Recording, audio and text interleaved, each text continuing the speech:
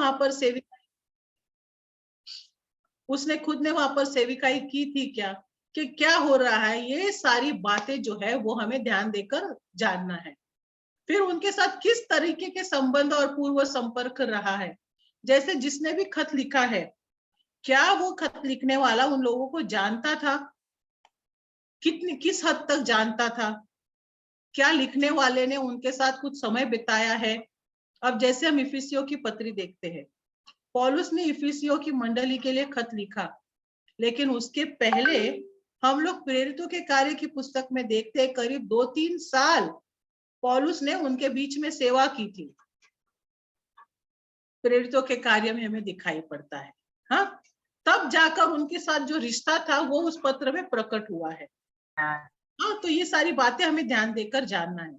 फिर इस पत्र में वे और वो किस मनोवृत्ति को दर्शाते हैं, का मतलब पत्र में लोगों का रवैया क्या है, लोग कैसा बर्ताव कर रहे हैं, और लोगों के पास से खत लिखने वाले की क्या अपेक्षा है।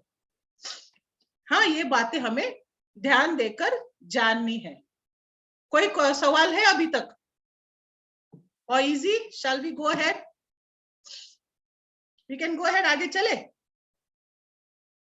Okay, good. So think contextually. हाँ, फिर उसका हमने देखा ऐतिहासिक संदर्भ देख लिया। अभी हम लोग देखते साहित्यिक संदर्भ क्या है, का मतलब थिंक पैराग्राफ, परिच्छेद के रूप में सोचे, हर परिच्छेद में क्या बात हो रही है। और इसके लिए हमें 2 काम करने हैं। पहला, इस परिच्छेद में पौलुस क्या कहता है, और दूसरा, 1 या 2 वाक्य में ये समझने की कोशिश करें कि आपको क्या लगता है पौल के मुख्य बिंदु या मुख्य विषय क्या है उस खत में, उस पवित्र शास्त्र के भाग में मुख्य भाग क्या है। जैसे पौलुस ने प्रेम पर जो वर्णन किया कुरिन्थियों की पत्री में, वो कहता है प्रेम धीरज है ना, love is patient, love is kind, प्रेम नम्र है, वो वर्णन किया है। तो पौलुस ने क्यों किया ये वर्णन, क्यों किया होगा? क्या आपके लिए और मेरे लिए किया है? जरूर आपके लिए और मेरे लिए है, लेकिन उस समय उन लोगों को पौलुस बता रहा था कि प्रेम क्या है और प्रेम में कैसे जिया जाता है और सर्वश्रेष्ठ प्रेम क्या है। फिर उनको पौलुस कुछ बता रहा था। तो हमें हर परिच्छेद में देखना है कि हर परिच्छेद में विशेष मुख्य विषय क्या है। हाँ, तो जब हम पढ़ते हैं तब हमारी आंखें, हमारा दिमाग खुला रखना है। हाँ, सोचना है, सवाल पूछने हैं, जवाब ढूंढना है पत्री पढ़ते समय। तो ये हो गया उसका साहित्यिक संदर्भ। अब चुनौती क्या होती है, देखो जब हम ये पत्र पढ़ते हैं ना, अक्सर ऐसा लगता है कि हाँ आसान है, पढ़ लेंगे, और हमारे पास हम जवाब ढूंढते हैं उसमें। लेकिन बात यह है मेरे प्यारो, ये पत्र लिखा गया है, लेकिन पत्र की पार्श्वभूमि क्या थी हम नहीं जानते। वहां पर असली समस्या क्या थी, वो कितनी गहरी थी, और कितना गहरा सुधार चाहिए था, वो सब बातें हम नहीं जानते, है ना। और इसीलिए इनका अनुवाद करने में हमें कभी कभी समस्या निर्माण होती है। और इसी के कारण देखो, और 3 बातें जो है वो अनुवाद करने में हमारे लिए चुनौती निर्माण करती। पहली बात क्या, कल्चरल रिलेटिविटी, सांस्कृतिक सापेक्षता, का मतलब तभी का कल्चर, तभी की संस्कृति अलग थी, हमारी आज की संस्कृति अलग है।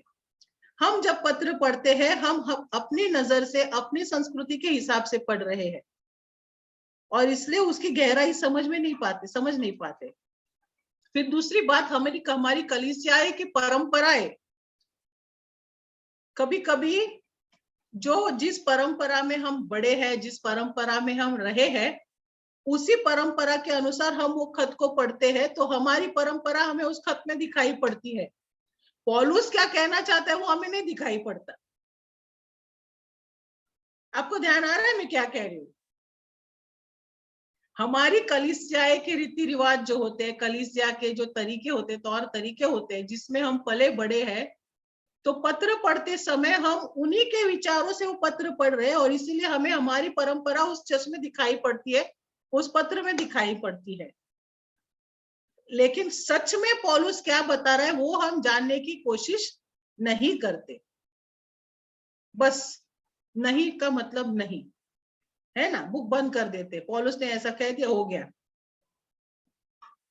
अभी एक मुख्य उदाहरण मैं आपको बताती हूँ कि स्त्रियों को लेकर कलीसिया में बहुत सारे अलग अलग विचार होते हैं। बोलने देना है, नहीं बोलने देना है, स्त्रियों ने बोलना है, मुंह बंद रखना है। उस बात यह है मेरे प्यारो, हमें हमारे विचार, हमारी रीति रिवाज, इन सबको अलग रख के सच में पौलुस क्या कह रहा है उस बात पर ध्यान देना है।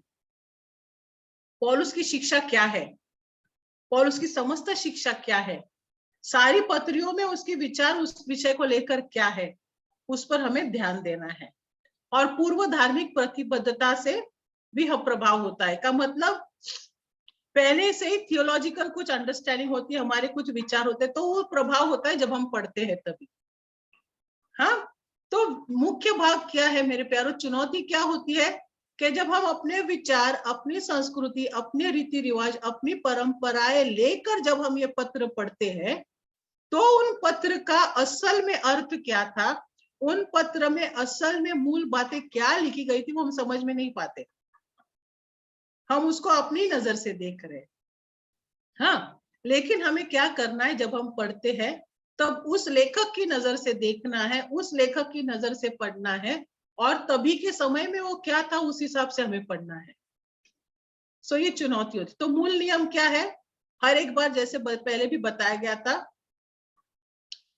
एक पाठ का, अध्याय का वो अर्थ नहीं हो सकता जो कभी भी नहीं था। जो जब वो लिखा गया था, जो अर्थ है वो आज भी वही अर्थ रहेगा, वो बदलेगा नहीं। बराबर। सेकेंड, जब भी हम पहली शताब्दी के श्रोताओं के साथ तुलनीय विवरण करते हैं, का मतलब उनकी परिस्थिति क्या थी, उस परिस्थिति को जोड़कर आज की परिस्थिति कुछ साम्य है क्या, तो उस परिस्थिति के लिए, उनके लिए जो वचन था वही वचन मेरे लिए आज है। हाँ, तो परिस्थिति का साम्य होना जरूरी है। जिस परिस्थिति में वो लोग थे, अगर उसी परिस्थिति में मैं आज हूं, तो जो वचन उनके लिए आया था वही वचन मेरे लिए है। और तीसरी बात, यदि परिस्थिति अलग है, जो उनके साथ थी वो ऐसा नहीं है, तो क्या करेंगे। जब उनके साथ जो परिस्थिति थी वैसी परिस्थिति मेरे पास नहीं है, मेरी नहीं है, तो मैं क्या करूंगी। तो मुझे ये देखना है कि मेरे परिस्थिति के लिए समस्त पत्रों में, पूरे नए पवित्र शास्त्र में क्या लिखा गया है। ठीक है, शायद आपकी और मेरी समस्या का जवाब हमें पत्र में नहीं मिलेगा, एक पत्री में नहीं मिलेगा, तो दूसरी पत्री में मिल सकता है, या तीसरी पत्री में मिल सकता है। या अगर हमारी समस्या का जवाब उसमें है ही नहीं, तो समस्त पूरे पत्रियों में या लेख में, नए नियम में, पुराने नियम में परमेश्वर उस विषय में क्या कह रहा है वो हमें जानना जरूरी है। अभी जैसे उदाहरण के तौर पर देखो, लोग बोलते हैं शराब नहीं पीते, सिगरेट नहीं पीना है, बराबर। क्या बात होता है, शराब या सिगरेट नहीं पीना है, नहीं लेना है। कुछ लोग कहते बाइबल में नहीं लिखा है, बराबर। अभी बाइबल में यह नहीं लिखा है कि सिगरेट नहीं पीना है, लिखा है क्या, बताइए। लीलेगा नहीं, लीले ना। बाइबल में नहीं लिखा है कि सिगरेट नहीं पीना है, लेकिन बाइबल में क्या लिखा है कि हमारा शरीर पवित्र आत्मा का मंदिर है। समझ रहे मैं क्या कह रही हूँ। हमारी परिस्थिति उनके परिस्थिति से अलग है। हम अगर सीधा सीधा जवाब ढूंढने जाएंगे तो शायद नहीं मिलेगा, लेकिन अखंड रूप से हमें पत्र जब देखेंगे तब हमें जवाब मिलता है, और वैसे हमें करना है। परिस्थिति अगर साम्य है तो जो वचन उनके लिए था वही वचन मेरे लिए है। अगर साम्य नहीं है तो हमें क्या करना है, पुष्टि करनी है। का मतलब ये वचन में यहाँ पे क्या कहा गया है, फिर वहां पे पौलुस क्या कह रहा है, फिर वहां पर पतरस ने क्या कहा है, फिर इस परिस्थिति का सामना मुझे कैसे करना है। आई बात समझ में। तो ये मूल बातें हमें ध्यान में रखनी। कोई सवाल, any questions? No, so we go ahead. Okay, अब आते प्रकाशित वाक्य के पास। देखिए, हमारा ये क्लास जो है वो साहित्य शैली को समझने का क्लास है। इसमें हम ये नहीं देख रहे कि हर पुस्तक में हर अध्याय में क्या है। We are understanding the literature, साहित्य को समझ रहे। तो अब हम देखते हैं प्रकाशित वाक्य। अब प्रकाशित वाक्य क्या है वो कोई बताएगा? अभी चलो मैंने बोल लिया, थोड़ा 2 मिनट आप बोलिए थोड़ा। किसने किसने पढ़ा है ये पुस्तक, ये किताब किसने पढ़ी, पुस्तक किसने पढ़ा है? पूरा पढ़ दिया है? अरे वाह, वेरी गुड वेरी गुड। चलिए कुछ बताइए मुझे, क्या क्या है इसमें? प्रोफेसी, भविष्यवाणियां है उसके अंदर, जो आने वाले समय के बारे में, mostly end of the age. Okay, अंतिम दिनों के वेरी विषय में। Difficult to understand. Very difficult to understand, बिल्कुल बराबर। और कोई बताएगा कुछ?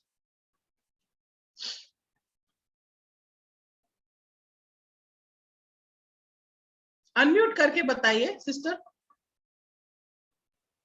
प्रकाशित वाक्यों में जैसे अंत के बारे में जो भविष्यवाणी है वो तो प्रभु ने बताया। प्रकाशित वाक्यों में जो बातें लिखा है आज होने, अंतिम दिन में वो बातें होने वाला है।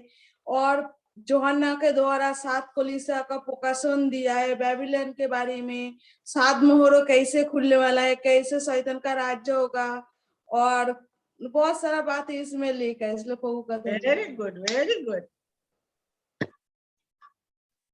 और कोई बताएगा? विजय, यू वांट टू ट्राई? जैसे यूहन्ना जो लिखता तो आने वाले संकट के विषय में बता रहा था कि अंत के दिनों में ऐसा होगा, तो तुम समझ जाओ कि अंत के दिनों में क्या होना और उसी समान तैयार भी हो जाओ। इसके लिए प्रकाशित वाक्य यानी एक ऐसी बातें प्रकट करना चाहता है वो मनुष्य के ऊपर जो होने वाली है। ओके ओके, होने वाली बातों। आपको एक मजे की बात बताऊं, जब प्रभु में आते हैं ना नए नए, मैं आपका अनुभव नहीं जानती, लेकिन बहुत सालों पहले जब मैं प्रभु में आई थी, शुभ वर्तमान को छोड़ के मुझे पहले प्रकाशित वाक्य पढ़ना था। क्योंकि मैं जानना चाहती थी कि अंतिम दिनों में क्या होने वाला है, सब कैसे नाश होगा, क्या होगा, प्रभु मसीह कैसे आएगा, you know. And we desire to read about future. जब हम प्रभु में आते हैं अक्सर ना हमारी एक बात होती है कि हम लोग अंतिम दिनों में क्या होगा वो जानने की ज्यादा कोशिश करते हैं। तो प्रकाशित वाक्य पढ़ना तो शुरू करते हैं, लेकिन जब समझ में नहीं आता तो रख देते हैं बगल में। 1 2 3 अध्याय पढ़ने के बाद चलो भैया बहुत हो गया, अभी कुछ समझ में नहीं आ रहा है ना। तो प्रकाशित वाक्य बहुत ही अनोखा और एकदम विशेष किताब इसलिए है, पत्र है, ये पत्र भी है, ये भविष्यवाणी भी है, अंतिम दिनों के विषय में प्रकटीकरण है। ये एक विशेष शैली है क्योंकि इसमें 3 साहित्यिक शैलियों का गुण है। हम सब जानते हैं कि किसने लिखा है इसको, यूहन्ना जो प्रेरित यीशु मसीह का शिष्य था उसने ये लिखा है, और 7 कलीसियाओं के लिखा है के लिए। अभी ये क्या है, इसको अंग्रेजी में या ग्रीक में अगर कहा देखा जाए, अंग्रेजी में इसको एपोकलिप्टिक लिटरेचर कहते हैं। एपोकलिप्टिक मतलब अंतिम दिनों के विषय में प्रकटीकरण है ये। हाँ, अक्सर क्या होता था, अगर जब कभी वो लेखक उन दिनों में, देखो उन दिनों में एपोकलिप्टिक लिटरेचर यानी अंतिम दिनों के कई सारे पत्र या लेख आते थे। जैसे दानियल की पुस्तक भी एपोकलिप्टिक लिटरेचर में आती है, का मतलब अंतिम दिनों की पुस्तक में आती है। ओके, जो अंतिम दिनों का वर्णन करती है। अभी इसमें क्या देखते हैं हम लोग? पहली बात, अंतिम दिनों का प्रकटीकरण है। अक्सर ये जो साहित्य था वो अंतिम दिनों का न्याय या आने वाले उद्धार के विषय में वर्णन किया करता था। फिर सत्ताओं के समय में यह लिखा गया था। अक्सर जब कभी अंतिम दिनों के विषय में लिखा गया है तो हम देखेंगे ये तभी लिखा गया है जब सताव हुआ था। जैसे अभी दानियल की पत्री हम पढ़ते हैं, दानियल की पुस्तक पढ़ते हैं। दानियल की पुस्तक में क्या हो गया था, वो लोग बाबिलोन में थे। जरा एक मिनट, हाँ मैं ये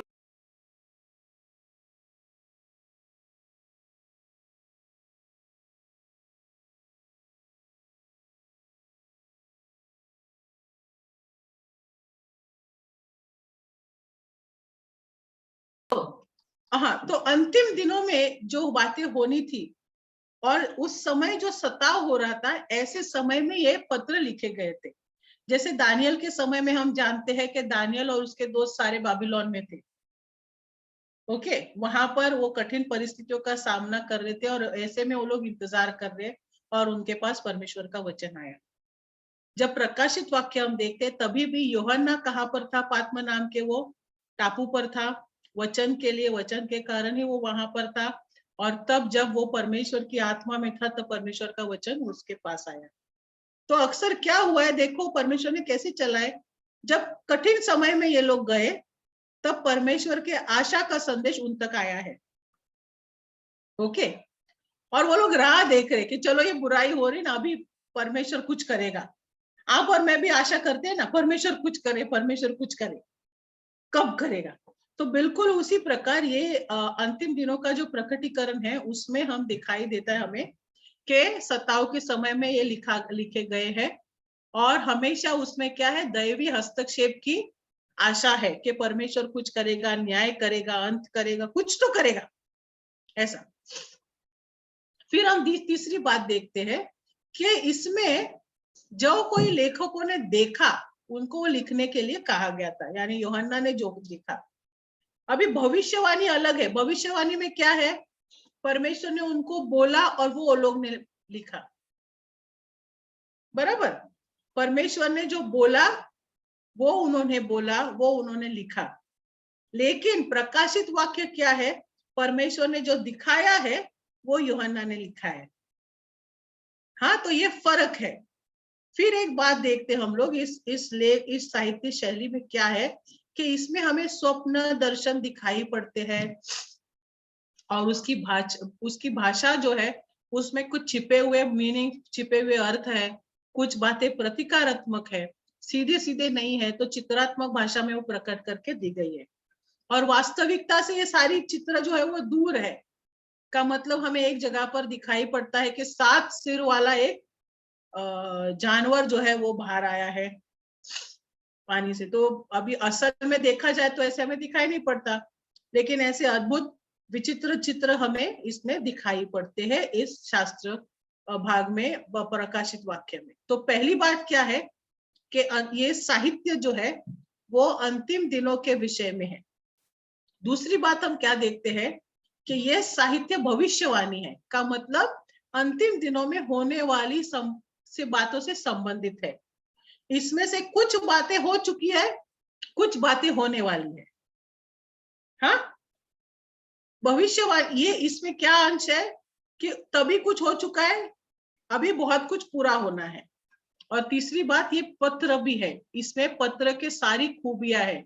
जैसे हमने पहले देखा ना कि वो 6 बातें थी, क्या उसमें लेखक है, उसमें किसको लिए लिखा गया था वो है, उसमें मुख्य अंश है, उसमें प्रार्थना है, उसमें विनती है। तो ये पत्र भी है, पत्र का स्वरूप भी हमें दिखाई पड़ता है कि कुछ बात है। अभी आपको क्या लगता है ये पत्र क्यों लिखा है यूहन्ना ने?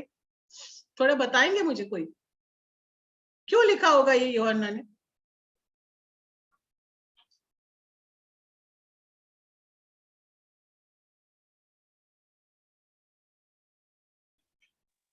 To prepare the church For for the what? final thing. The final thing, our final destination is not here. So the Lord is preparing his church for the new heaven, the new earth. And Okay. also it's a hope during the time of persecution that we have a Exactly. That is the main thing. ये पत्र, ये किताब लिखने का मुख्य उद्देश्य क्या था? यूहन्ना कलीसिया को प्रोत्साहित कर रहा था। ये कह रहा था कि देखो मैं भी कष्ट में हूँ, सारी कलीसिया भी कष्ट से गुजरेगी, लेकिन एक समय आएगा जब परमेश्वर न्याय करेगा। यदि आपने पढ़ा होगा तो सिक्कों का न्याय है ना, सिक्के 7 सिक्के जो है, तो उसमें क्या होता है, जब 5वां सिक्का खोला जाता है तो वहां पर परमेश्वर की वेदी के पास में जो आत्मे हैं, मसीह जो मर गए हैं, गुजर गए, वो लोग सवाल कर रहे परमेश्वर का कि परमेश्वर तू कब न्याय करेगा, कब न्याय करेगा? और परमेश्वर फिर उनको क्या जवाब देता है? कुछ समय बाद इंतजार करो, कुछ समय के लिए इंतजार करो। तो इस पत्र के द्वारा, इस पुस्तक के द्वारा यूहन्ना जो है तभी की कलीसिया के लिए और आज की कलीसिया के लिए वही संदेश दे रहा है कि कठिन परिस्थिति है, सताव है, हमें काफी सारे कष्टों से गुजरना पड़ रहा है, लेकिन एक समय आएगा जब परमेश्वर न्याय करेगा, उसका न्याय उतर आएगा और तब धर्मी जन उनका प्रतिफल पाएंगे और जो दुष्ट अपनी दुष्टाई के लिए उनका प्रतिफल पाएंगे। और विश्वासियों के लिए अंतिम आशा है। तो इस प्रकार से ये पत्र लिखा गया है। अब ये बात क्यों महत्वपूर्ण है? ये पत्र यूहन्ना ने इसलिए नहीं लिखा कि हमें अंतिम दिनों की वो बातें सुनाए। देखो, ये पत्र यूहन्ना ने इसलिए लिखा है कि वो हमें आशा दे, वो हमें कठिन परिस्थितियों का सामना से गुजरते समय वो कलीसिया को प्रोत्साहित करने के लिए पत्र लिखा गया है, लोगों को डराने के लिए नहीं लिखा है ना। वो पत्र देखकर कभी कभी लोग डर जाते हैं कि क्या लिखा है भैया, समझ में नहीं आ रहा है। लेकिन यूहन्ना जो है वो चित्र दिखा रहा है, कलीसिया को बता रहा है, क्या कह रहा है कि वो दिन आएगा जब परमेश्वर के सामने हर जाति, हर भाषा, हर राष्ट्र से लोग खड़े होंगे, बड़ी भीड़ में खड़े होंगे और सब लोग उसकी महिमा करेंगे। तो वो क्या है, वो आशा दे रहा है। तो ये प्रकाशित वाक्य का पत्र जो है वो आशा देने वाला पत्र है, पुस्तक है। फिर अभी इसकी व्याख्या की आवश्यकता क्यों है, क्यों हमें इसके उसका वर्णन करना या अनुवाद करना? सबसे पहली बात देखो, हम देखते लेखक और उसके साथ पवित्र आत्मा के मूल उद्देश्य क्या है, वो हमें जानना है कि जब यूहन्ना ने ये पत्र लिखा, ये किताब लिखी, तो वो क्यों लिख रहा था, ये जानना जरूरी है। हाँ, पवित्र आत्मा यूहन्ना के द्वारा आपसे और मुझसे क्या बात करना चाह रहा है, ये जानना जरूरी है। फिर दूसरी बात, इसमें विभिन्न कल्पनाओं को समझे और मुख्य सूत्र पुराण। अभी जो जो चित्र हमें दिखाई पड़ते हैं इस प्रकाशित वाक्य में, हम अगर गौर से देखें ना, तो इसका कुछ कुछ अंश जो है, कुछ कुछ चित्र जो है वो हमें पुराने नियम से दिखाई पड़ते हैं। कुछ बातें हमें दानियल की पुस्तक में दिखाई पड़ती है, कुछ बातें हमें एजिकियल की पुस्तक में दिखाई पड़ती है। तो इसकी सारी झलक जो है वो कहीं पर पुराने नियम में है। यूहन्ना कुछ नया नहीं लिख रहा था, पुराने नियम से कुछ चित्र लिए हैं, पुराने नियम से कुछ वर्णन करके लिया है और फिर हमें उसकी झलक जो है वो नए नियम में यहाँ पर दिखाई पड़ती है। और फिर कुछ कुछ जगहों पर यूहन्ना खुद उन छवियों का, उन चित्रों का वर्णन करके बता रहा है कि वो क्या है। सबसे आसान अगर देखा जाए तो पहले ही अध्याय में वो कहता है कि मैंने मनुष्य के पुत्र का सा किसी को देखा, वो वहां पर खड़ा था, उसकी आंखें ऐसी थी, उसके बाल ऐसे थे, उसने ये पहना हुआ था, वो सब उसका वर्णन किया गया। और फिर हमें पता चलता है कि वो कौन है, तो ये यीशु मसीह है। फिर वहां पर लिखा गया है कि उसके हाथ में 7 तारे हैं। फिर ये 7 तारे क्या है, वो खुद वर्णन करके बता रहा है। ये 7 तारे कुछ और नहीं है, लेकिन वो कलीसिया जो है, 7 कलीसिया जो है उनके अगुए है। फिर वहां पर चित्र 7 दीप स्तंभों का है, 7 दीप स्तंभ है वहां पर। फिर वो कहा गया क्या क्या ये दीप स्तंभ क्या है, वो 7 कलीसियाएं हैं। तो जब हम प्रकाशित वाक्य का पत्र पढ़ रहे हैं मेरे प्यारों, तो हमें ध्यान देना है कि जहां पर यूहन्ना ने किसी किसी चित्र का वर्णन किया है, तब कहीं पर तो उसका मतलब क्या है वो भी प्रकट किया है। हाँ, तो हमें थोड़ा ढूंढना है, थोड़े कुछ पदों के आगे वहां पर लिखा हुआ रहेगा कि यूहन्ना इसमें क्या कह रहा है। फिर हम देखते हैं कि दर्शनों को समग्र रूप से देखना चाहिए और अलंकारिक रूप से उसको दबाना। मतलब क्या है, उसमें अलंकार है का मतलब वो प्रतीक है, सब सच्चा नहीं है, चित्र असली रूप नहीं है, वो चित्रात्मक है सब कुछ, है ना। और इसीलिए हमको वो पूरा चित्र जब साथ में मिलता है तो कैसे दिखेगा, क्या हो रहा है, वो हमें जानना है। और ये बात ना मेरे प्यारों एक ही बार पढ़ने से या थोड़े दिन पढ़ने से नहीं होता, ये सब समझने के लिए समय लगता है, अध्ययन के लिए समय लगता है। हाँ, अभी आप कहेंगे कि चलो अभी हमने सीख लिया प्रकाशित वाक्य क्या है, मैं रात को बैठ के ये किताब पढ़ लेती हूँ और मुझे सब समझ में आ जाए, ऐसा नहीं होगा। हाँ, हमें जितना हजम होगा उतना ही प्रकाशन परमेश्वर देगा। ओके, निसर्ग का नियम है, जितना हजम हो सकता है उतना ही लेंगे ना। आत्मिक तौर पर भी हम लोग जितना हमें आज चाहिए, जितना मुझे जरूरत है, जितना प्रकाशन की जरूरत है, परमेश्वर हमें देता है, उसको समय लगता है। और इसीलिए हमें शिष्य होने के लिए बुलाया है। देखो ये गुण बहुत महत्वपूर्ण है। शिष्य रहना का मतलब सीखना जो है वो हमें आखिरी दम तक करना है। आखिरी दम तक हमें शिक्षण विद्यार्थी बने रहना है, तभी हम परमेश्वर का प्रकटीकरण पा सकते हैं। लेकिन एक बार यदि बोल दे मुझे सब आता है, मैंने सब पढ़ लिया है, मैं सब जानता हूं, फिर हो गया, खत्म, हम शिष्य नहीं रहेंगे फिर। हाँ, तो हमें नम्र बनकर जो है हमेशा सीखना है, और समग्र रूप में बड़ा चित्र प्रकाशित वाक्य में क्या कहता है वो हमें जानना है। मैंने कितनी बार ये किताब पढ़ी है, और हर बार जब पढ़ी है कुछ नया नया मैंने सीखा है, कुछ नई बात मैंने सीखी है, कुछ नई बात मैंने जानी है। और अगले 10 सालों में भी मैं जितनी बार पढ़ूंगी, मेरा पूरा विश्वास है कुछ नई बात मैं सीखने वाली हूँ। हाँ, तो समग्र रूप में हमें जानना है। और आखिरी बात, व्यापक विषय को समझे कि वर्तमान स्थिति के बावजूद इतिहास पर में यूहन्ना ने क्या प्रकट किया है। आज के हालात कुछ भी क्यों ना हो, सभी चीजें, हर बात परमेश्वर के नियंत्रण में है। परमेश्वर का नियंत्रण है हर चीज पर। फिर सरकार किसी की भी हो, कोई भी खड़ा हो, कोई भी गिरे, कोई भी कुछ भी कार्य करे, कितना भी कुछ भी हो जाए, परमेश्वर का हर बात पर नियंत्रण है। मेरा उठना, मेरा बैठना, मेरा चलना फिरना, सब कुछ वो जानता है ना, उसके नियंत्रण में है। फिर आगे,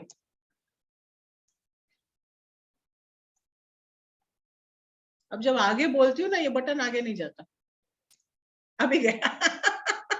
ओके, अभी देखते हैं ऐतिहासिक संदर्भ। जैसे मैंने पहले से बताया है, पढ़े, नोट बनाए, और फिर बड़ी तस्वीर देखे, उसको पढ़ना है। अभी देखो, एक मुख्य भाग जो हमें प्रकाशित वाक्य में दिखाई पड़ती है वो ये है, यूहन्ना के पहले अध्याय के 9वें वचन में लिखा गया है कि मैं भी सताओ में आप ही का संगी हूँ, आपका साथी हूँ। जैसे आप सताए जा रहे हैं, मैं भी सताया जा रहा हूं। तो ये मूल विशेष है इस किताब का, सताओ, परसिक्यूशन।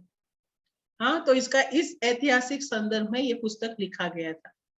इसका मुख्य विषय क्या है कि कलीसिया और राज्य के बीच में टकराव हो रहा है। कलीसिया और रोमी सरकार के बीच में टकराव हो रहा था, लेकिन वो भी परमेश्वर के नियंत्रण में है। और एक बात है इस पुस्तक में, ट्रिब्यूलेशन एंड रॉथ ऑफ गॉड, ये दो शब्द इस्तेमाल किए गए। ट्रिब्यूलेशन मीन्स क्लेश, और परमेश्वर का क्रोध।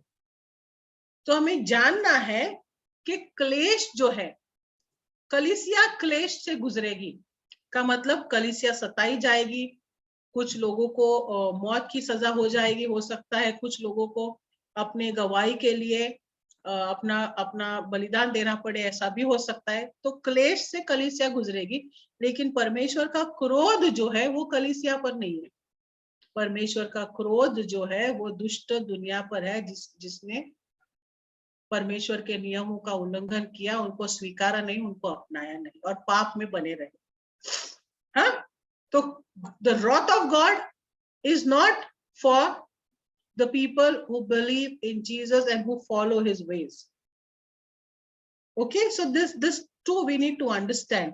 And as we read, जैसे हम पढ़े, हमें देखना है, जानना है कि विश्वासियों के लिए क्या आशीर्वाद दिखाई पड़ते हैं, और जिन लोगों ने परमेश्वर को ठुकराया है, नकारा है, उनके लिए हमें क्या दिखाई पड़ता है ना।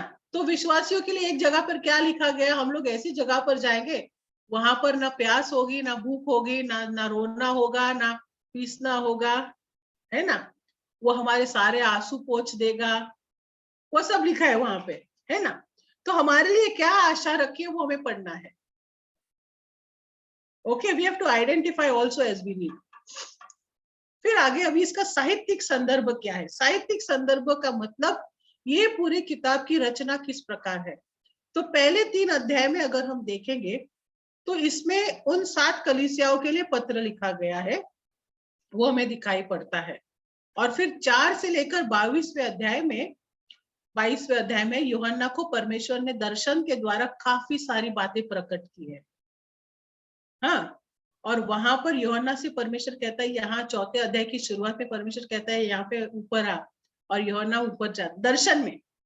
और दर्शन के द्वारा परमेश्वर ने यूहन्ना को स्वर्ग का दर्शन दिया, फिर वहां पर क्या हो रहा है, फिर वो सिक्कों का न्याय, फिर वो तुरही का न्याय, और फिर वो कटोरे का न्याय, वो सारा वर्णन करके वहां पर बता दिया है। और परमेश्वर ने उसको दर्शन देकर बातें प्रकट की है। अभी पाठ, ये पीठ नहीं है, पाठ चाहिए वहां पे, सॉरी। पाठ के साथ विशेष दृष्टि और छवियों का अर्थ जानने का भी हम प्रयास करें। अभी देखो यहाँ पर ये अंग्रेजी में चित्र हमारे सामने है। हम सब, आप जानते नहीं जानते पता नहीं, लेकिन आपको एक बात बताना चाहती हूँ कि प्रकाशित वाक्य में, तो यहाँ पे देखें, प्रकाशित वाक्य में 3 प्रकार के न्याय हैं। Judgement, sets. एक सेट है जहां पर सिक्कों का न्याय कहा गया। सिक्के ना, एक सिक्का फोड़ा गया, खोला गया, फिर दूसरा सिक्का, फिर तीसरा सिक्का, है ना, सिक्कों का न्याय है। फिर दूसरा जो है वो तुरही का न्याय है, और फिर तीसरा जो है वो कटोरों का न्याय है। और हर न्याय में 7 बातें हैं, 7 चीजें होती है। ओके, तो इसका अभी स्वरूप कैसा है पता है? जो 7, पहला सिक्का, दूसरा सिक्का फोड़ा गया, जब 6वां सिक्का फोड़ा गया तब 2 दर्शन बाद में यूहन्ना को दिखाई पड़े, और फिर 7वां सिक्का। फिर 7वां जब खोला जाता है तब 7वें के साथ तुरही का न्याय शुरू होता है। फिर उसमें 1 2 3 4 5 6, फिर 6 के बाद 2 छोटे दर्शन दिखाई दिए, परमेश्वर ने दिखाई यूहन्ना को। और फिर 7वां जो तुरही फूकी गई, तब 7वीं तुरही पर तीसरा न्याय यानी कटोरों का न्याय शुरू होता है, और फिर कटोरों का सारा वर्णन किया है। तो इस प्रकार से ये स्वरूप है। Okay, so it is in sets of 7 and before the 7वें के पहले 2 छोटे छोटे दर्शन दिखे गए पहले 2 सेट्स में। ये चित्र आगे ध्यान में, ये स्वरूप के वापस समझाओ। देखो, सिक्कों का न्याय, पहला सिक्का, दूसरा, तीसरा, चौथा, 5वां, 6वां सिक्का खोलने के बाद यूहन्ना को परमेश्वर ने 2 दर्शन बताए छोटे छोटे, और वो दर्शन के बाद फिर 7वां सिक्का खोला गया। जब 7वां खोला जाता है तब उसमें तुरही का न्याय शुरू होता है। फिर उसमें दोबारा 1 2 3 4 5 6 तुरही होने के बाद फिर परमेश्वर उसे 2 दर्शन दिखाता है, और फिर 7वीं तुरही फूकी जाती है, और 7वीं तुरही में फिर कटोरों का न्याय शुरू होता है। तो इस प्रकार ये सीरीज जो है उसमें हमें ध्यान देकर पढ़ना है। फिर व्याख्यात्मक प्रश्न जो है हम क्या पूछते हैं, जैसे पहले बताया था, छवियों को वास्तविक रूप से नहीं लेना है, चित्रों को चित्र केवल वास्तविकता व्यक्त कर रहे हैं, लेकिन वैसा सच में नहीं है। अब जैसे कुछ वर्णन जो वहां पर दिया गया है वो वैसे ही होगा ऐसा नहीं, ये केवल प्रतीकात्मक रूप में हमें प्रकट करके बताया गया है। दूसरी बात, हमें एक आदत होती है कि लोगों को, हमें नहीं, लोगों को, सभी लोगों को हमें आदत होती है कि जो कुछ हमें होता दिखते हैं ना, हम तुरंत उसका वर्णन प्रकाशित वाक्य में, ऐसा लिखा है, ऐसा लिखा है ना। हर बात जो होती है उसको हम जोड़ देते हैं, उधर फिट हो जा कर देते हैं। जैसे भूकंप आया, प्रकाशित वाक्य में ऐसा लिखा है। मुझे याद है पिछले 20 सालों में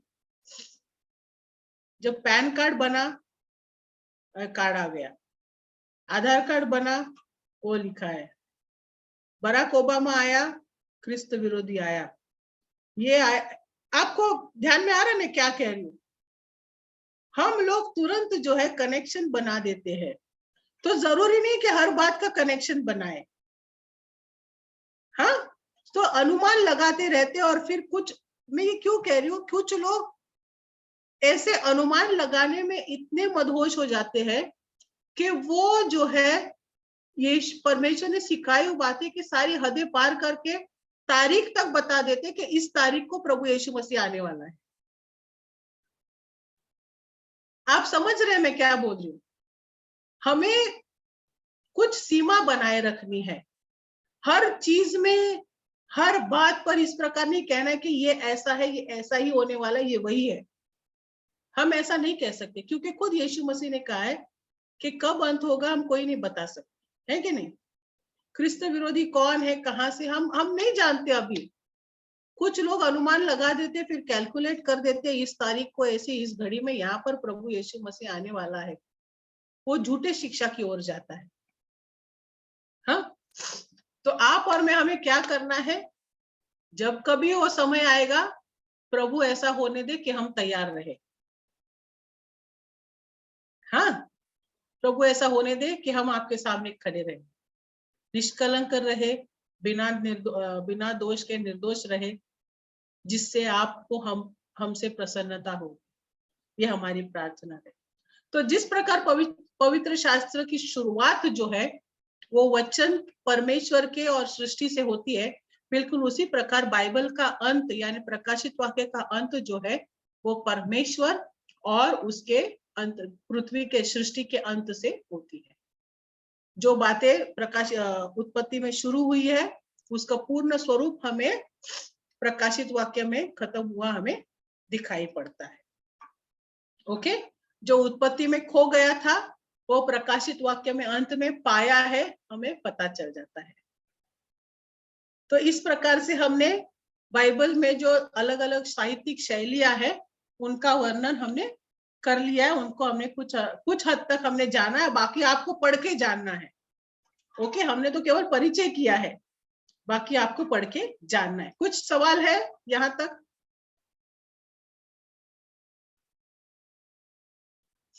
एनी क्वेश्चंस?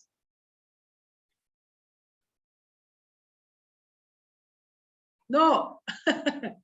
ओके, अगर सवाल नहीं है तो आगे जाएंगे। हमारा आखिरी विषय है इस विषय का, इस टॉपिक का, हर्मेनेटिक्स का। और यह विषय क्या है कि उपदेश के लिए बाइबल की व्याख्या। उपदेश, प्रवचन सुनाने के लिए, लोगों के बीच में प्रचार करने के लिए हमें किस प्रकार से बाइबल का अनुवाद करना या व्याख्या करनी, किस प्रकार से जाने। देखो, पता नहीं मुझे आप में से कुछ लोग अभी वचन का प्रचार कर रहे हैं, उस सेविकाई में है या नहीं, या आने वाले दिनों में आप होंगे। जब कभी आपको प्रचार करने का मौका मिलता है, जब कभी प्रचार करने का मौका मिलेगा, तो हमें क्या करना है वो कुछ बातें हम देखेंगे अभी। ओके, तो व्याख्या, ये शब्द को जो है उसका मतलब क्या है, जैसे पहले सेशन में हमने देखा था, उसका मतलब यह है कि समझाना, अनुवाद करना। हाँ, अनुवाद करना। अब सबसे पहली बात, हम किसी को वही बात समझा सकते हैं जो हम खुद समझ गए, बराबर। जब हम खुद को ही नहीं समझाए तो लोगों को क्या समझाएंगे? जब हम खुद नहीं जानते तो लोगों को क्या बताएंगे? और इसीलिए जब प्रचार करने के लिए खड़े रहते हैं तो ये बहुत जरूरी हो जाता है कि हम जान जाए कि वचन क्या कह रहा है, क्योंकि जब तक हम नहीं जानेंगे वो संदेश हमारे दिल से नहीं निकलेगा। देखो, आपको किताबों से और YouTube चैनल से, वीडियो से, अन्य लोगों की शिक्षा से आप प्रचार कर सकते हैं, लेकिन जब खुद अध्ययन करते हैं, जब खुद जानते हैं, जब खुद परमेश्वर के पास से हम वचन को पाते हैं और उस ज्ञान से जब हम प्रचार करते हैं, तब हमें लोगों के जीवन में परिवर्तन दिखाई पड़ेगा, तब हमें लोगों के जीवन में, कलीसिया में बदलाव दिखाई देगा। ओके, तो ये जो है, ये बात केवल ज्ञान की बात नहीं है, ये आत्मा की बात है, ये पवित्र आत्मा द्वारा है। और इसीलिए हमें अपना जो होमवर्क है वो करना ही है कि नहीं? अभी देखो, जैसे हमने शुरुआत की थी, केक बनाना है, केक की रेसिपी है ना, केक बनाना है, केक की रेसिपी है। अब जैसे अभी बिरयानी बनाते हैं ना, अब बिरयानी दो तरीके से बनेगी। एक, पहली बिरयानी क्या है, जब मैं खुद सब काट छाट करके सब तैयार रखकर बनाऊंगी, या दूसरी बात, दुकान से रेडी टू ईट बिरयानी का पैकेट लाकर गरम करके खाऊंगी, है ना? कौन सी बढ़िया बनेगी? रेडी टू ईट पैकेट का बढ़िया बनेगा या मैं खुद जब मेहनत करके बनाऊंगी तब बढ़िया बनेगा? मैं जब खुद मेहनत करके बनाऊंगी। खुद करना है, मुझे खुद जानना है, तभी मजा आएगा ना। बिल्कुल उसी प्रकार जब भी वचन प्रचार करने के लिए हमें खड़ा रहना है मेरे प्यारों, हमें खुद अपने आप को पूरी तरह से तैयार करना है। और जो बातें हम देखेंगे, कुछ बातें क्या क्या ध्यान देना है। पहली बात, साहित्य, पहली पाठ जो है कि पाठ का अध्ययन करें। जो भी शास्त्र भाग आप चुने, कोई भी क्यों ना हो, उस भाग का हमें अध्ययन करना है। अध्ययन करते समय पहली बात हमें क्या देखनी है कि ये साहित्यिक शैली क्या है। क्या मैं पुराने नियम से बोल रही हूँ या नए नियम का है, कथा है, नियम शास्त्र है, शुभ वर्तमान है, यीशु मसीह का दृष्टांत है, कविता है, ज्ञान की क्या है, इतिहास है। समझ में आया? जब हम साहित्यिक शैली जानेंगे तब हम क्या करेंगे, पिछले 3 हफ्तों में जो बात हमने सीखी है उसको हमें लागू करना है यहाँ पर। हाँ, तो सबसे पहली बात साहित्यिक शैली को हम जानेंगे। फिर दूसरी बात क्या है, हम उसका संदर्भ पहचानेंगे कि किस हालात में, किस परिस्थिति में, किस समय में वो लिखा गया था, तभी की धार्मिक स्थिति क्या थी, ऐतिहासिक स्थिति क्या थी, राजनीतिक स्थिति क्या थी, उन लोगों की विचारधारा क्या थी, उस शास्त्र भाग के पहले के छंदों में और अगले छंदों में क्या लिखा गया है, वो सब कुछ मुझे जानना है। फिर दूसरी बात, पाठ की संरचना करें का मतलब क्या है। देखो, कोई भी शास्त्र भाग होता है ना, उसको हमें क्या करना है, पहचाने की लेखक ने क्या कहा है उसमें और किस प्रकार कहा है। क्या जाना है, क्या कहा है और किस प्रकार कहा है, और उसका आउटलाइन हम बनाए। संरचना, स्ट्रक्चर तैयार करें, 1 2 3 4 5 जो भी मुद्दे हुए वो। फिर हम देखते हैं कि तीसरी बात, उस पाठ में, उस शास्त्र भाग में सबसे मुख्य या केंद्र स्थान पर क्या बात प्रस्तुत की है लेखक ने। देखो, हर शास्त्र भाग में कुछ महत्वपूर्ण बात होती है जो लेखक प्रकट कर रहा है। तो उस शास्त्र भाग का प्रमुख शिक्षण क्या है उसको पहचाने, उसकी थीम क्या है, लेखक किस बारे में बात कर रहा है और उस बारे में वो किस प्रकार बात कर रहा है, क्या कह रहा है, ये जाने। और फिर सब कुछ पाठ एक प्रमुख विषय इर्द गिर्द बुना है। मतलब सब कुछ जो भी दिया गया उस पाठ में ना, वो जुड़ा है एक दूसरे से। ऐसा कुछ भी नहीं है जो ऐसे दिया गया है। हर वचन जो लिखा गया है वो वचन अपने हर जो बात लिखी गई है, सॉरी, वो पहले और आखिरी के परिच्छेद से जुड़ा हुआ है, ये हमें दिखाई पड़ता है। चौथी बात हम देखते हैं, उस उपदेश का उद्देश्य क्या है। का मतलब अपने श्रोताओं के संबंध में उपदेश के उद्देश्य की पहचान करें। अभी मुझे प्रचार करना है, मैं जानूंगी कि मेरे सुनने वाले कौन है, उनके लिए ये संदेश क्या काम का। मुझे केवल खड़े रहकर समय नहीं व्यस्त करना है ना, उस संदेश से लोगों को कुछ मिलना चाहिए।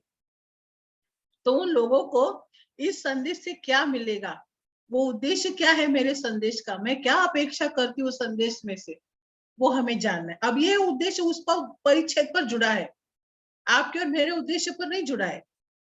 वचन में क्या कह रहा है, वो शास्त्र भाग में क्या गया, उस पर जुड़ी है। फिर पांचवी बात, उपदेश का केंद्रीय प्रस्ताव क्या है। का मतलब जिस तरीके से पवित्र शास्त्र बाइबल का जो परिच्छेद हम पढ़ते हैं उसका मुख्य अंश होता है, उसकी थीम होती है बिल्कुल उसी प्रकार आप और जब मैं संदेश तैयार करते हैं ना, उसकी भी कुछ थीम होनी है। कुछ लोग बिना थीम के ऐसे बोलना शुरू करते हैं, बिना तैयारी किए बोलना शुरू करते हैं, उसमें लोगों को कुछ नहीं मिलता, समय बीत जाता है।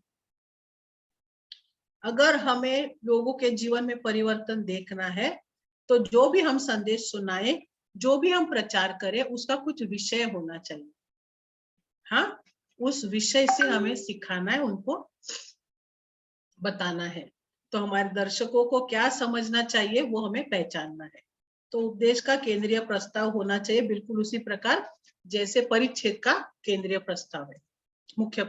फिर धर्मोपदेश की संरचना, हमारे प्रवचन या जो कोई हम शिक्षा दे रहे, जो वचन बांट रहे, उसमें एक लिंक होनी चाहिए। ऐसे नहीं कि कैसे भी बोल दे ना, एक के बाद एक, उसमें एकता है, उसमें व्यवस्था होनी चाहिए और प्रगति, यानी हमारा संदेश जो है उसमें प्रोग्रेसिव होना है। एक विषय, एक बात बता ली, फिर दूसरी बात क्या है, फिर तीसरी बात क्या है, इसे एक ऑर्डर में होना चाहिए, है ना। जैसे अभी बिरयानी का उदाहरण मैंने लिया था, वो बनाने के लिए एक प्रक्रिया है, बराबर। वैसे करेंगे तभी होगा, वैसे उल्टा सीधा करेंगे तो होगा क्या।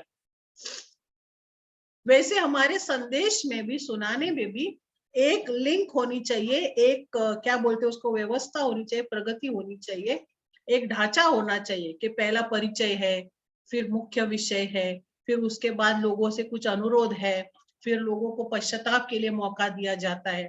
तो इस प्रकार से एक ऑर्डर होना चाहिए हमारे प्रचार में।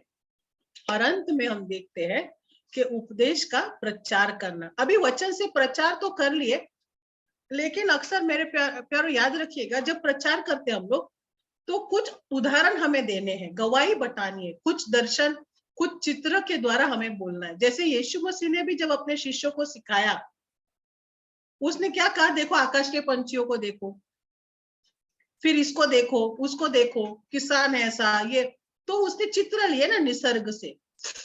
हम जब बताते हैं, हम कभी कभी अपनी गवाही सुनाते हैं, हम किसी और की गवाही सुनाते हैं, हम कुछ कहानी सुनाते हैं, हम भी कुछ चित्र दिखाते हैं, तो उससे क्या होता है, लोगों को वो ध्यान से सुनते हैं, नहीं तो उबाऊ वचन हो जाता है। जीवन जो है वो गवाही से, उदाहरणों से, दृष्टांतों के द्वारा वो लोगों के सामने जीवित हो जाता है। हाँ, तो लोगों को सुलाना नहीं है हमें। हमारा उद्देश्य क्या है, जब हम प्रचार करते तो हमारा उद्देश्य क्या है? प्लीज अनम्यूट एंड से सिस्टर। ध्यान से सुने, लोग ध्यान से सुने। नहीं, ध्यान से सुने नहीं, लोगों में परिवर्तन हो। ओके, अपना मेन उद्देश्य क्या है कि लोगों में परिवर्तन हो। वो परिवर्तन लाने के लिए हम कार्य कर रहे हैं। फिर वो परिवर्तन देखने के लिए जिस प्रकार हो सके हम संदेश को दिलचस्प बनाएंगे, जिस प्रकार हो सके हम अपना अध्ययन ठीक से करेंगे, हम अपनी तैयारी ठीक से करेंगे और फिर उसको लोगों के सामने प्रस्तुत करेंगे। हाँ, हमें केवल सुनाना नहीं है, लेकिन उसका फल देखना है ना, उनमें परिवर्तन देखना है, हमें कलीसिया में परिवर्तन देखना है, हमें लोगों के जीवनों को बदलता देखना है। वो हमारा उद्देश्य होना चाहिए। जब कभी जहां कहीं हम खड़े रहो, मुझे लोगों के जीवन में परिवर्तन देखना है। वो कभी दिखेगा जब मुझे खुद में होगा। वचन में जान कब आएगी? जब वो जान मुझ में होगी। सबसे पहले वो वचन मुझसे बात करेगा, फिर वो लोगों से बात करेगा। और इसीलिए हमें तैयारी करनी है। जब कभी संदेश सुनाने का कब मौका मिले, बिना प्रार्थना, बिना तैयारी, आपसे विनती करती हूँ, कभी भी प्रयास करने की, मतलब संदेश तो हो जाएगा, लेकिन सामर्थ्य उतर देखना है तो परमेश्वर की उपस्थिति में समय बिताए, अपने आप को तैयार करे और वचन का सही रीति से अध्ययन करे। हाँ, नहीं तो काफी सारी गलतियां हो जाती है और फिर वह संदेश में सब उलट पुलट हो जाता है, वो ठीक नहीं होता। हमें परमेश्वर के द्वारा, आत्मा के द्वारा लोगों के जीवन में परिवर्तन देखना है। फिर अंत में हम देखते हैं, जैसे शुरुआत में हमने वचन पढ़े थे, वही 2 तिमुथी का 3 अध्याय 16वां वचन कहता है क्या? हर एक पवित्र शास्त्र परमेश्वर की प्रेरणा से रचा गया है, उपदेश के लिए, समझाने के लिए, सुधारने के लिए, धर्म की शिक्षा देने के लिए लाभदायक है, ताकि परमेश्वर के जन सिद्ध बने। देखो हमारा उद्देश्य क्या है कि परमेश्वर के जन सिद्ध बने और भले काम के लिए तत्पर हो जाए, ये हमारा उद्देश्य है। और फिर हमने, आपको याद होगा, नेहमाया की पुस्तक में हमने पढ़ा था 8वें अध्याय के 12वें वचन में, उसमें क्या लिखा है? तब सब लोग खाने पीने, बहना भेजने और बड़ा आनंद करने लग गए, चले गए। क्यों? क्योंकि वचन उनको समझाए गए थे और उनको वो समझ में आए थे। लोगों में आनंद आता है जब वचन की प्रकटीकरण होकर वचन समझा जाता है, लोगों में आनंद आता है। आपको और मुझे वही कार्य करना है। तो इसके साथ हमारा ये विषय हम पूरा करते हैं। अगर कोई प्रश्न होगा तो लेंगे, वरना हम प्रार्थना करके रुक जाएंगे। कोई सवाल है?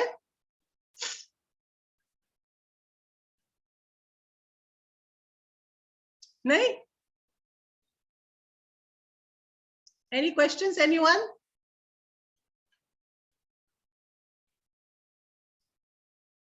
भैया प्रवीण, भैया Arnav and NLF brother.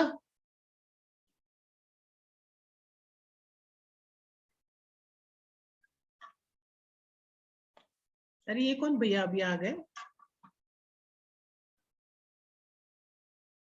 So if there is no question, we will wait here and may the Lord bless us. परमेश्वर हम सबको आशीष दे। हम में से कोई एक प्रार्थना करेगा। कौन प्रार्थना करना चाहेगा?